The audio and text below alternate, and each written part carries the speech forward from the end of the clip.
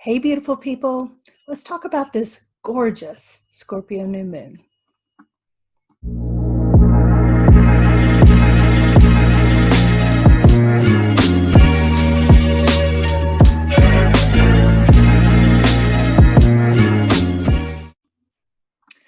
All right, I've got my mascot here.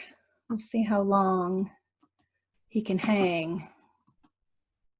It's my baby.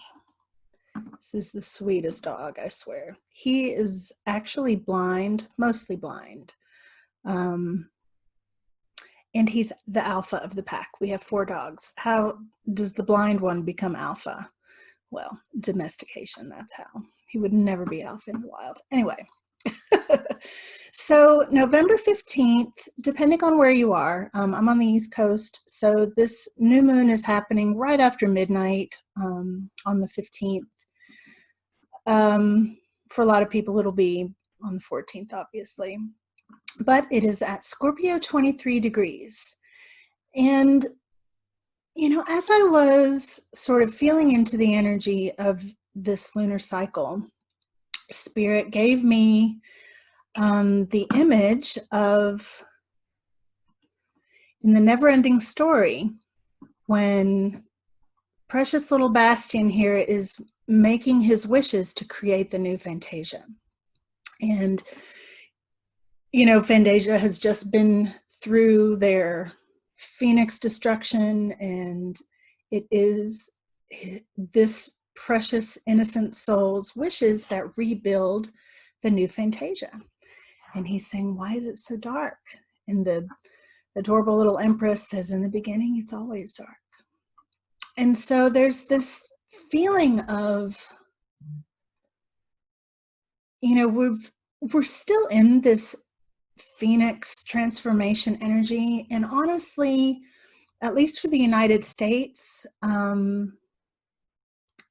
this will continue for at least the next couple years. Not necessarily any one particular event that's gonna, you know, happen. It's more like it's a cycle, because the United States is beginning her Pluto return, which is a really major thing. And we're just sort of feeling that now.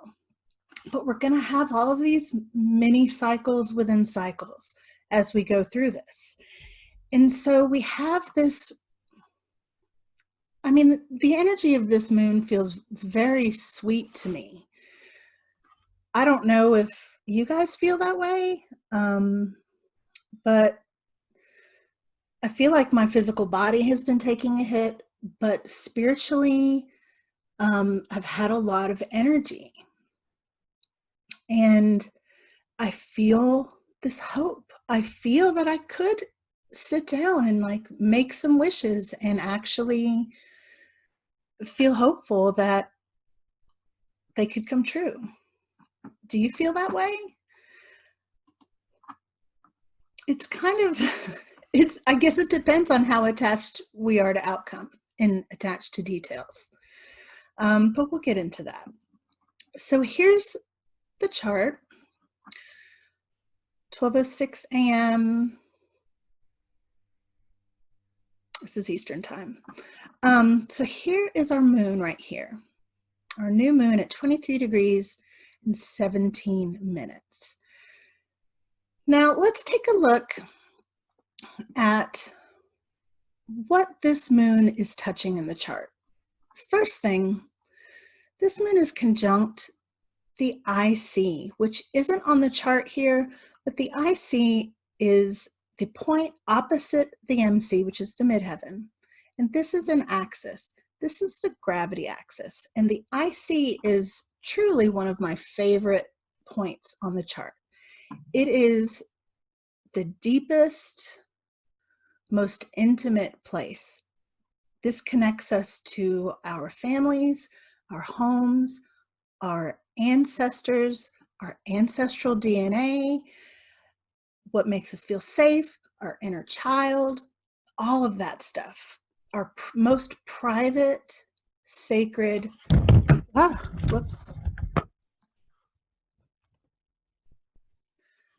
most private, sacred space within us.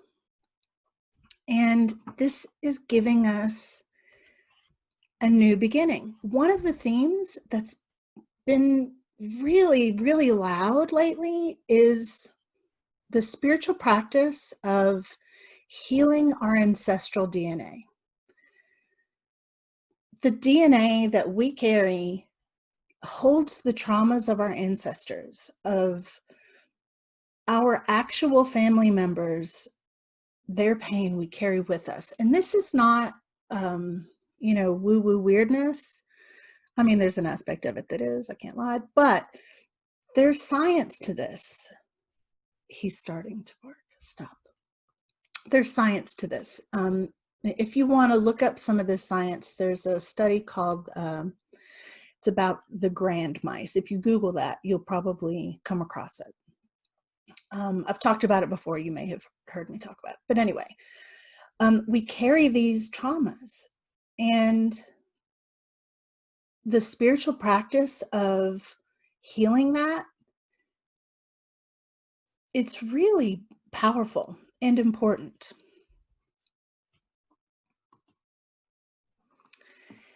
And if you've ever done any of the work around canceling contracts, canceling soul contracts, or revoking vows that we've made in other lifetimes that no longer serve us, this is the work that I'm referring to.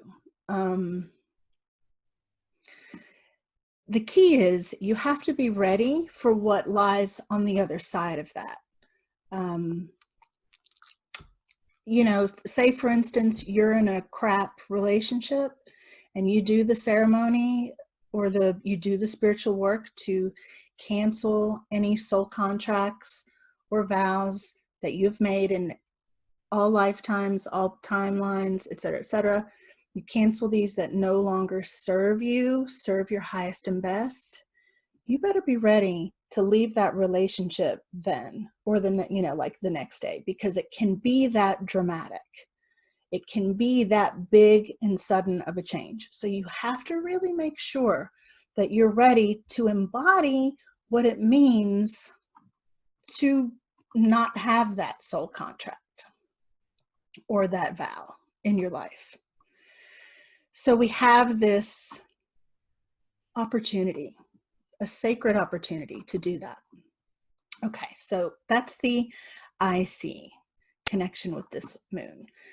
We have a semi-sextile with Venus, which is a beautiful, loving, supportive energy. Then we have a beautiful sextile to all of this going on here, this Pluto, Saturn, Pallas Athena, Saturn, or Pluto, Jupiter, Pallas Athena, and Saturn, which, this conjunction I talked about in my last video. This is still a very tight conjunction, but this is a supportive energy. The transformation that this has, wherever this has brought you personally, and also where it has brought us collectively, it's supporting this new beginning in our atomic levels. It's really cool. And then we have this gorgeous trine with Neptune, which is bringing in, an opportunity for harmonious, unconditional love and spiritual understanding, really getting how things are connected with, in the macro and the micro.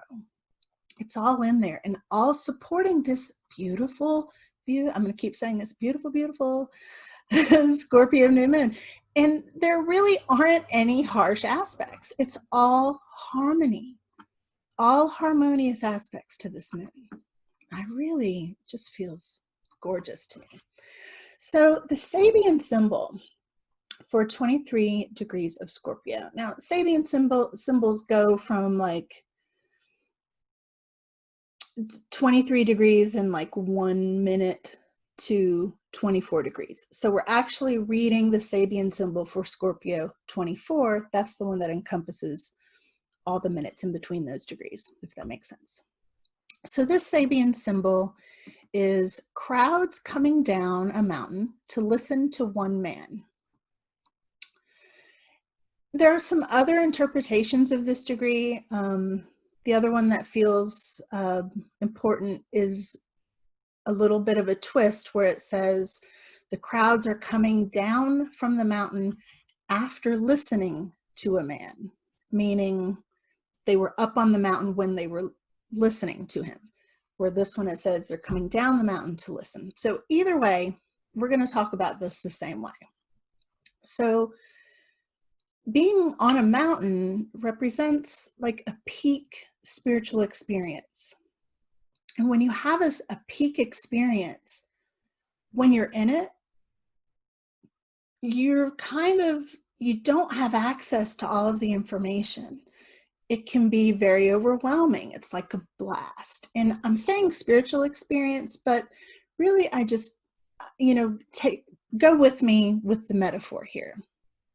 So when we have these peak experiences, we can't process it all. It's really, so much of it is outside of our understanding, and we have to come down the mountain to ground the experience, to ground the information, to integrate it before we can apply it to our life. And this degree is very much about taking those experiences and using the knowledge in our lives, because what good is it if we're not going to apply it? What good is a flash of understanding or a really powerful transcendental experience if we're not going to use that information? Here, baby. So we have to ground it so we can use it, but also so we can share the information. We are given information and insight, healing, all of that, so that, yes, so we can use it for ourselves, but also so we can serve others. We are here to serve. We are here to serve each other. And being able to put our experiences into words can be really difficult, but it's incredibly excruciatingly important. Oh my God, he just fell. Bless it. As I said, he's a little special. So we also have the lessons of knowing under what conditions to share our wisdom. For instance, you're not going to, like, say you had the most incredible meditation where you had this experience and you saw the, connection to all the universes and timelines, and you encountered a being and they told you this, that, and the other. You are not going to share that with, the guy next to you on the treadmill at the gym. You're just not going to, or you shouldn't anyway, because it's really not so much about the experience, the details of the experience. It's about what it taught you, and then how you used it for yourself. And then that's what you share. You don't, cast your pearls before swine. And I don't mean that guy is a swine. I just mean that to be your own witness and to respect your own wisdom enough to know when it is appropriate to share, with whom, under what circumstances. And that comes from grounding. That knowledge comes from being grounded in it, coming down the mountain. So the tarot card that represents the third decan of Scorpio, which is where this lunar cycle is, or this new moon is the Seven of Cups. And this, I always totally nerd out about how things connect, how all of the different mystical practices that I use, when I put them together, they paint this story, and it is always a common theme. This card, I became very familiar with the Seven of Cups over years and years of, how shall I say this? Romantic obsession with people who were no good for me. Whenever I would pull cards about somebody I was really into and I got the Seven of Cups, the first several times it happened, I didn't make the connection. But over time, I learned, I grounded the experience, and I learned, oh, I'm in a state of self-delusion.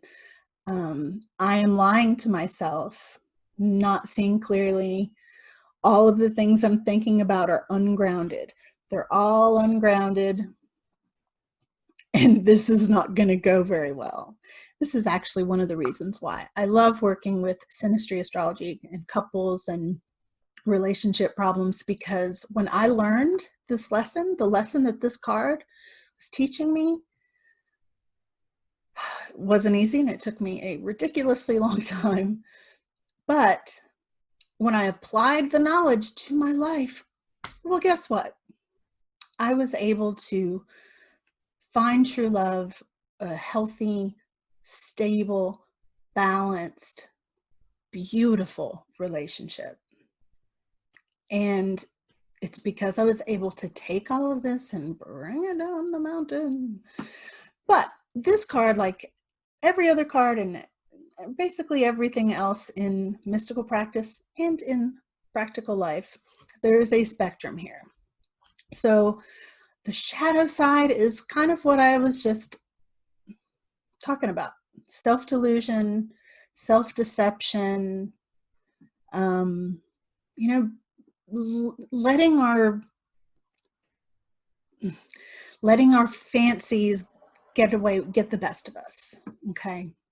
But the positive part of the spectrum of this card is about making wishes, making these wishes for this world we want to live in. A couple weeks ago, I was talking about, I think it was the Taurus New Moon. I was talking about taking action towards the world you want to live in. And this is that same, Scorpio and Taurus are on that axis. This is the similar thing. We're making wishes now. We're sitting, the phoenix is not quite reborn yet. Phoenix is still in the ashes of what was burned away. And so we have to make these wishes for Fantasia to be, Fantasia meaning our life, our personal life, and our collective life. It's both. What do you want to see? How can you be grounded in that knowledge? And also, who are you listening to? Are we listening to the man on the mountain? Well, if we're listening to the man on the mountain, let's think about this. If he's up on the mountain, he's having his peak experience and he hasn't grounded his information yet. So can we really get what he's saying? Can we really understand the lessons from his peak experience or from his revelation? Are they even for us if we do understand them? What is it? If he hasn't grounded this information that he's been given and he hasn't applied it to his own life, we might want to hold that information at a distance. We may want to observe a little while. We may want to be unattached to outcome, which is truly a very nice place to be. Being unattached to, I was going to say being unattached to who is president, because that, of course, is what's happening in the US right now. It's the big deal. But,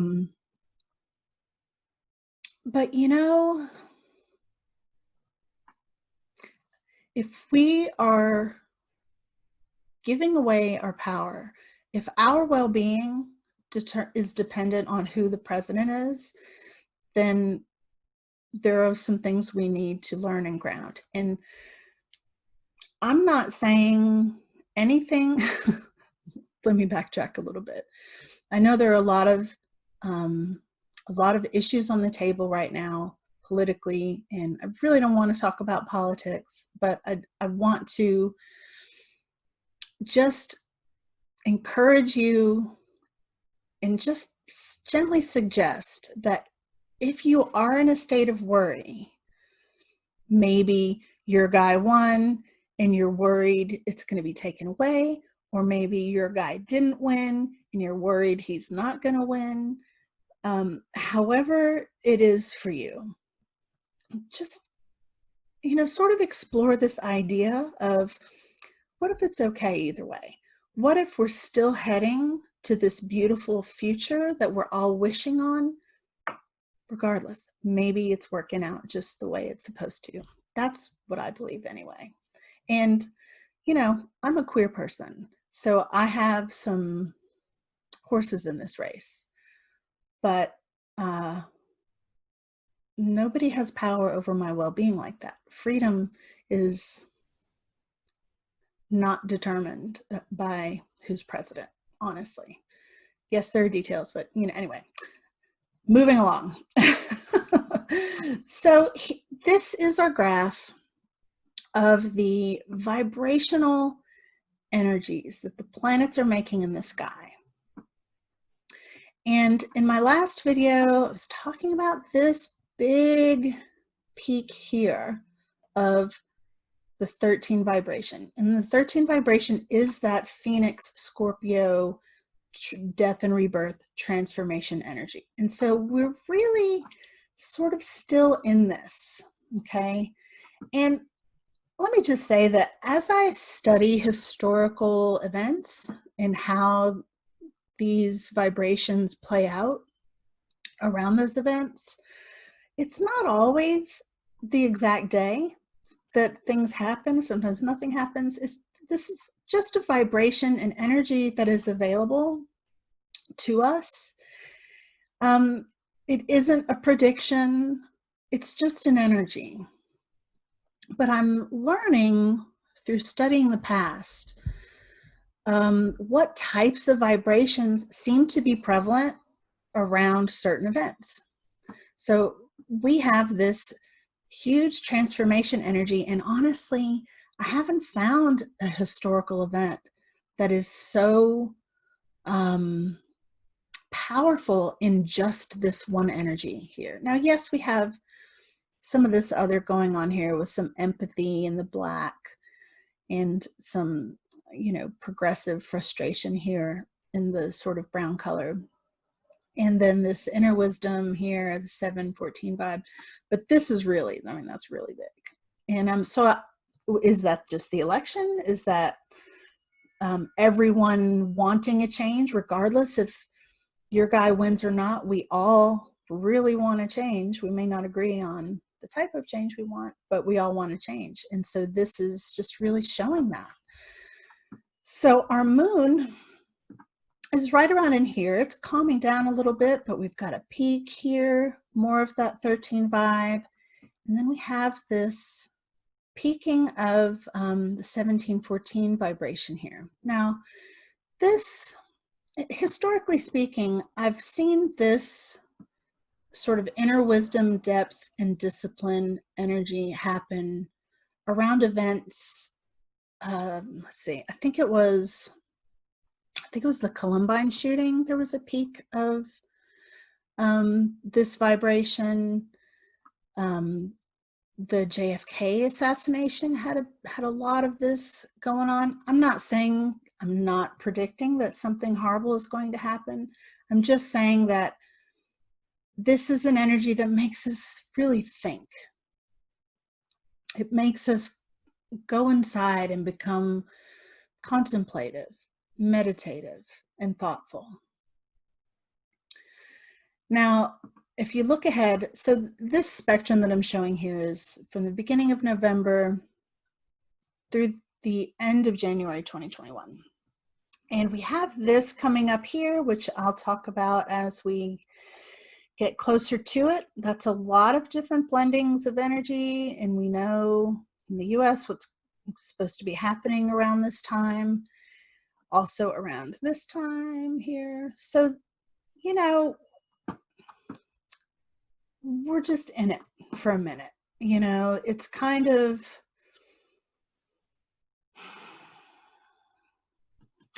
exciting, honestly.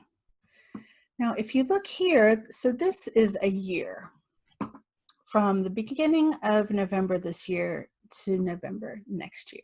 And I want to just sort of show you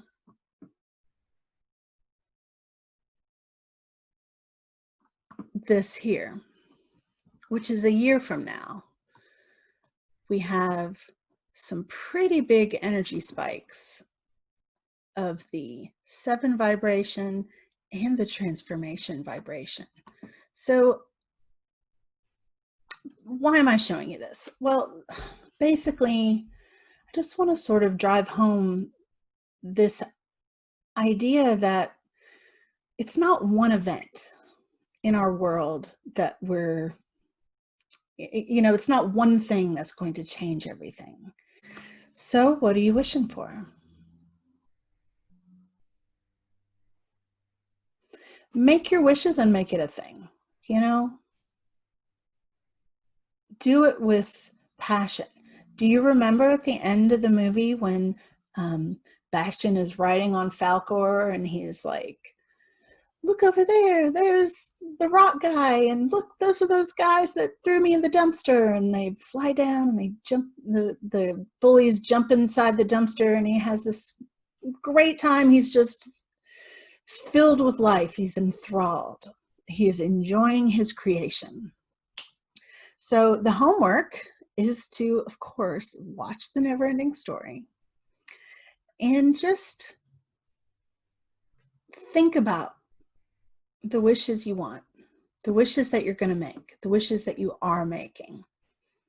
How can you ground your life experience into practical applications that you are using, A, and that you can share, B, with people who can hear you. So there's nothing more frustrating than to be sharing your truth with someone who can't hear you. They just can't. So the wisdom to know the difference. See you next time.